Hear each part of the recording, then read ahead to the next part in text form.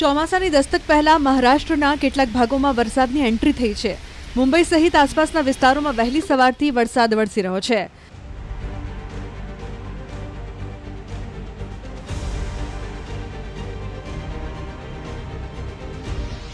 ગુરુ તેગ બહાદુર નગર railway station પાસેના વિસ્તારમાં વરસાદ વરસ્યો છે, જેને લઈને મુસાફરોને પણ મુશ્કેલીનો સામનો કરવો પડ્યો છે।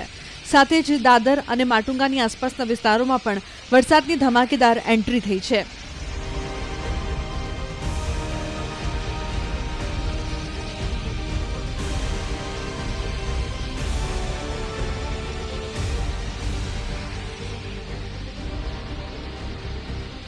તો આ તરફ હવામાન વિભાગની આગાહી પ્રમાણે 10 જૂન સુધીમાં મુંબઈ સહિત મહારાષ્ટ્રમાં ચોમાસું બેસી શકે છે, જેને લઈને પ્રી મોન્સૂન એક્ટિવિટી શરૂ થઈ ચૂકી છે અને મુંબઈમાં વરસાદ વરસી રહ્યો છે।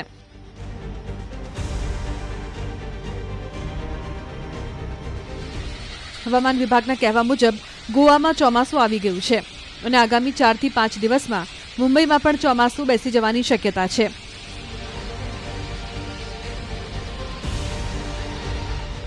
નવી મુંબઈમાં છેલ્લા 2 દિવસથી પ્રી મોન્સૂન વરસાદ પડી રહ્યો છે, જેના કારણે મુંબઈગરાઓને ગરમીમાં રાહત મળી રહી છે। છેલ્લા કેટલાક દિવસોથી મુંબઈમાં રાત્રિના તાપમાનમાં રેકોર્ડ સર્જાયો છે।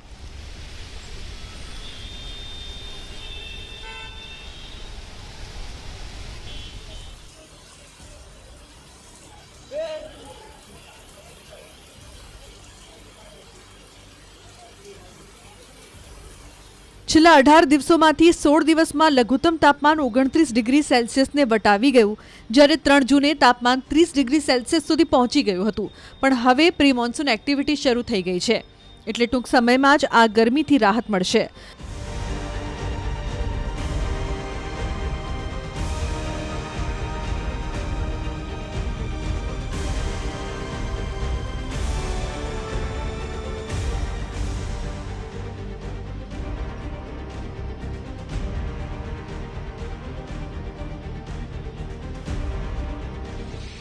દક્ષિણ પશ્ચિમ ચોમાસું કેરળથી આગળ વધીને ગોવા પહોંચ્યું છે, જ્યાંથી હવે 10 જૂન સુધીમાં મહારાષ્ટ્ર પહોંચશે, જે બાદ ગુજરાતમાં 14 જૂન સુધીમાં ચોમાસું બેસવાની હવામાન વિભાગે આગાહી કરી છે।